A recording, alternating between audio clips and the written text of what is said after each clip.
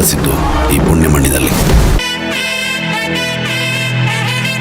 ಕೈಲಾಪುರ ಕ್ಷೇತ್ರದಲ್ಲಿ ಭಕ್ತರ ಹೃದಯದಲ್ಲಿ ಬೆಳಕಾಗಿ ಕುಳಿತಿರುವ ಭಗವಂತ, ನಾಡಸಿದ್ದರೆಲ್ಲ ಕರೆಸಿ ಭಂಡಾರದ ಮಳೆಯಾಡಿಸಿ ಜಾತ್ರೆಗೆ ಸಿದ್ಧನಾದ ಧೀಮಂತ. ಸಾವರ ಗಂಗಾಂಚಿತ ಶಿರ ಮೃಗ ಮಂಡಿತ ಕರ ಪುರಹರ